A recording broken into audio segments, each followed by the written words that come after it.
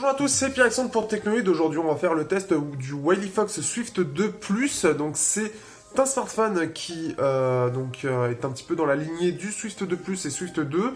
La différence avec le Swift 2 Plus, c'est un écran de 1080p, un écran de 5.2 pouces et une batterie de 3000 mAh.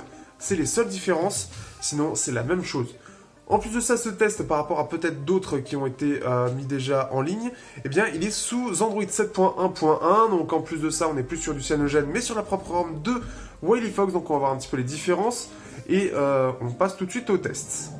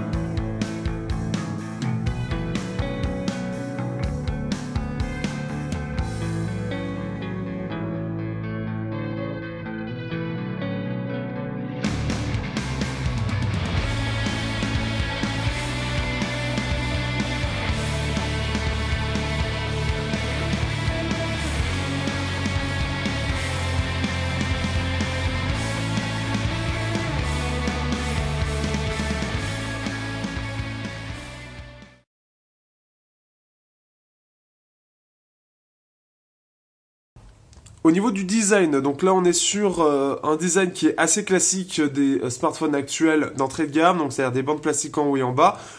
En métal, lecteur d'empreinte au dos avec le capteur photo juste au-dessus.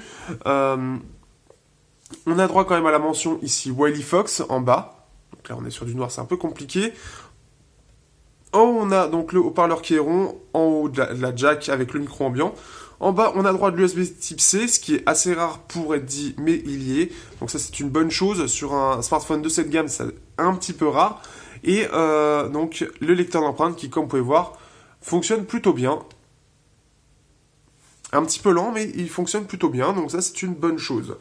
Pas grand-chose à redire sur ce design. C'est bien conçu, c'est bien fait.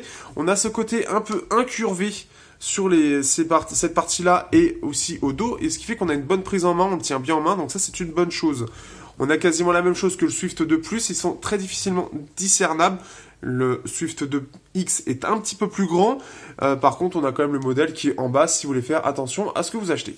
Donc normalement vous l'avez en bas, si je fais la mise au point, vous le voyez ici, et vous le voyez ici en noir normalement. Donc ce qui fait que, en plus de ça, en termes d'encombrement, on est très proche du Swift 2 de plus. Comme on peut le voir, hein, ça a été bien optimisé. Donc même si c'est un peu flou là, ça se voit. Je vais essayer de refaire. Et après, on passe à la surcouche. Au niveau de la surcouche, donc là, on est sur du Android 7.1.1. Il n'y a pas de grands ajouts. On va avoir surtout Truecaller qui va être là pour montrer en fait si ce numéro est de France ou pas. Donc ça, c'est une petite chose. On peut en bloquer, rechercher aussi. Donc voilà, si vous voulez rechercher ce genre de choses, eh bien vous avez cette possibilité. C'est intéressant. Vous avez la galerie, donc qui est la galerie celle stock en fait d'Android stock. On va voir sinon toujours l'appareil photo qui vient de CyanogenOS, donc toujours en termes visuels, ça ne changera pas du tout. Donc ça, pour ceux qui sont déjà habitués, c'est plutôt sympa, même si elle est un peu particulière, je trouve. Nous avons à gauche quelque chose qui remplace un petit peu le OK Google, enfin le Google Now qui est proposé par Google. Là, WilyFox a voulu proposer sa propre version de ça en fait, avec son propre fil d'actualité qui est WilyFox Zen.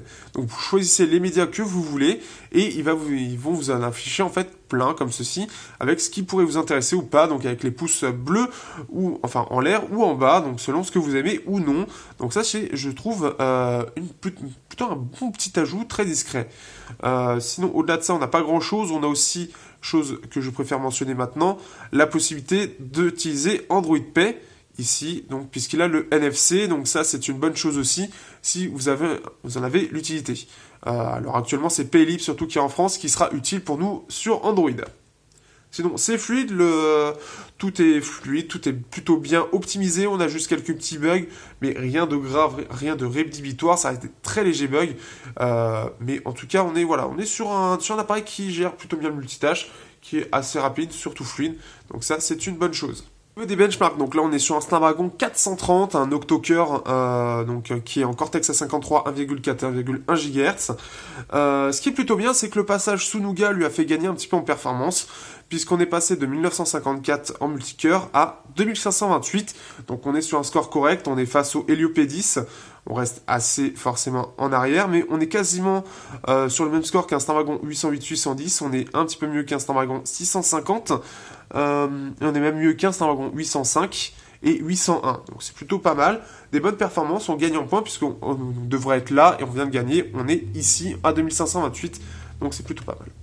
Au niveau des performances sur GFX Bench, donc là on est sur un score de 296 frames, donc on est forcément dans le bas du panier avec tout ce qui est Helio P10 ou ce type de choses. Donc là on a par exemple le Zenfone 3 Max, qui est forcément avec le même processeur Moto X-Play, qui lui est un petit peu moins bien. Si on monte, on va voir le Meizu U20 par exemple aussi, que j'avais pu tester, le Huawei P9 Lite, on a aussi le Wiko Ufeel Prime, le HTC Uplay aussi, qui sont Helio P10 MT6753, Meizu Pro 6 qui est un peu au-dessus, à 317, à 20 frames de plus. On a le Verne Apollo à 350 avec du 2K, Motorola Moto X-Lite à 363 avec du 2K, Xiaomi Mi 4S avec le Snapdragon 808 à 370, donc là on est un peu meilleur forcément, mais et on a le Google Nexus 6 à 341 avec le Snapdragon 805, donc pour ceux à qui ça parlerait. Donc voilà un petit peu, on est sur un score qui est correct, mais qui n'est pas non plus ouf. Au niveau de l'autonomie, donc là on se retrouve avec quelque chose qui est assez correct aussi, que j'ai réussi à faire près de 7 heures écran allumé, ce qui est plutôt pas mal. En jeu, on est plus sur du 4 heures. La puce a l'air de consommer beaucoup et sur YouTube c'est fait du 6 heures, donc ce qui fait que c'est plutôt pas mal. L'autonomie hors jeu est vraiment pas mal. Dès que vous allez commencer à jouer, l'autonomie va commencer à descendre. Au niveau de l'écran, on est sur un écran 1080p 5.2 pouces, donc un écran qui je trouve est plutôt pas mal. Donc là on a l'éclairage nocturne qui est activé, des blancs qui sont de bonne facture, hein, c'est un bon écran IPS avec des couleurs qui sont pas mal. En termes de luminosité minimum, maximum, on est sur quelque chose qui est pas mal du tout, ce qui fait que même en plein soleil, la luminosité sera suffisante. Au niveau des angles de vision, on est sur quelque chose qui est très correct aussi, donc qui reste voilà, de bonne facture. Donc c'est un écran que je trouve de qualité, qui a des bonnes couleurs, qui est bien maîtrisé. Au niveau de la colorimétrie, c'est un poil saturé, mais juste ce qu'il faut pour que ce soit agréable, sans que ce soit non plus... voilà, c'est juste très léger et c'est agréable. Donc ce qui fait que c'est une bonne chose. J'ai pas grand chose à dire sur cet écran qui est réussi. Au niveau du son, donc là on se retrouve avec un son en termes de haut-parleur qui est correct, mais qui n'est pas non plus vraiment particulier par rapport à la concurrence. On a des basses qui ressortent un peu plus que la concurrence quand même, ça c'est, je tiens à le préciser, mais ça reste un écouteur, enfin haut-parleur assez classique. Au niveau du haut-parleur, là, enfin du jack, je vais arriver. Donc là on est sur une jack qui est plutôt pas mauvaise, mais son plus gros problème étant qu'elle est surtout assez basseuse et elle manque un peu de détails. Donc pour ceux qui sont un peu exigeants en termes de jack, ce sera pas vers cet appareil qu'il faudra se tourner. Deuxième mauvais point de la part de WileyFox, c'est son capteur photo. Donc là on est sur un capteur photo qui est en journée assez correct, mais qui manque quand même... Son plus gros problème, c'est qu'il a un rendu qui est assez correct en journée, mais dès qu'on va commencer à être sur des moments où ça va être un peu plus sombre dans la nuit ou quoi que ce soit, il va commencer vraiment à galérer. Ici, on est en début de journée, le soleil commence à se lever, et on sent vraiment déjà que c'est sombre, et ça manque quand même beaucoup de détails. Ça, on a un rendu qui est quand même assez léger, donc c'est vraiment ce qui est dommage. Dès qu'on est forcément sur de la pleine lumière ici, il commence à avoir un petit peu de détails. On est sur quelque chose qui est pas mal, mais c'est vraiment bien que de jour. Donc je vous conseille de regarder la partie, le dossier photo dans la description pour que vous voyez un petit peu mieux ce que ça vaut. Au niveau des jeux, donc là on se retrouve avec un Snapdragon 430 qui pour moi n'est pas forcément adapté à un écran 1080p, ce qui fait qu'en jeu il se débrouille forcément moins bien que le Swift 2 Plus en 720p, mais ça reste tout à fait correct. On sent qu'on est un petit peu à la limite sur Real Racing 3, mais ça reste correct, ça reste fluide. Et sur Clash Royale, c'est plutôt bien. Aussi sur Dead Effect 2, on a aussi quelque chose qui est bien, mais on sent aussi qu'on est un petit peu à la limite. Donc au niveau des effets aussi, ça va montrer ses limites et on va pas être sur quelque chose de très très fluide. Donc ça va être un petit peu la petite chose à prendre en compte.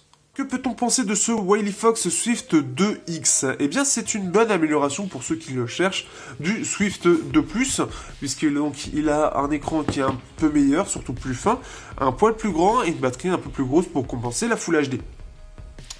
Globalement, c'est bien réussi, c'est bien conçu, on a quelque chose qui est bien en main, l'écran est de bonne qualité, mais par contre, voilà, là où ça va pêcher, c'est surtout à deux endroits, c'est surtout le capteur photo et la jack qui, pour ceux qui sont un petit peu exigeants, seront déçus et il faudra voir chez les autres. Par contre, là où il a de l'avantage, c'est que l'USB Type-C est encore peu répandu dans cette gamme de prix, donc ce qui fait que vous l'avez et il est compatible Quick Charge 3.0, par contre, il faut avoir le chargeur. Et aussi, il est équipé du NFC, quelque chose qu'on voit pas et qui n'est pas forcément mis en avant. Mais à l'heure où Paylib commence un peu à s'installer, eh bien, vous allez pouvoir payer sans contact via Paylib pour ceux qui l'ont tout simplement, qui ont la banque qu'il faut. Donc ça, c'est qui est bien puisque le NFC est assez rare dans cette gamme de prix. Donc ça, c'est quand même à noter, c'est à mentionner, à le mettre en avant. Le suivi aussi est plutôt bon, puisque là, on vient d'arriver avec 7.1.1, et l'engagement de WileyFox est un suivi de 24 mois, donc normalement, vous devriez aussi avoir sûrement Oreo, ou en tout cas, oui, normalement, vous devriez l'avoir, tout simplement. Donc ce qui fait que c'est quand même une bonne chose, et là, WileyFox a prouvé son sérieux, puisque c'est les seuls à l'heure actuelle qui sont, au moment où je tourne cette vidéo, en 7.1.1, en officiel bien évidemment. Donc ça c'est une bonne chose et ça se démarque de la concurrence, surtout dans un marché ultra concurrentiel où beaucoup de gens commencent à être exigeants sur le côté suivi. Donc là WileyFox le propose, donc c'est intéressant. Donc voilà un petit peu comment résumer ce téléphone, un téléphone que je trouve vraiment pas mal, il est assez réussi et ce qui est bien c'est que c'est vraiment WileyFox qui l'a créé et qui forcément fait quelques concessions, mais qui est globalement réussi. Donc voilà, pas grand chose à dire sur ce téléphone, je peux le recommander, mais attention à la photo et au jack pour les plus exigeants, je le répète. Aussi au niveau des jeux, c'est un petit peu la limite, si vous êtes un peu moins exigeant au niveau de l'écran, au niveau de la densité, et plus au niveau des jeux, des gros jeux, vous avez le Swift 2 Plus qui est moins cher, puisque celui-là il est vendu 250 €, celui-là il est autour des 200 € à l'heure actuelle. J'ai fait le test aussi, vous pouvez le regarder. Mais globalement c'est la même chose, sauf qu'il est en 720p, 5 pouces, 2700 mAh. Sinon tout le reste c'est exactement la même chose, c'est exactement pareil, donc à vous de voir, à vous de décider si en tout cas l'appareil vous plaît. En tout cas moi je l'ai bien apprécié. Sur ce, je vous dis à bientôt pour un prochain test sur Teknoid.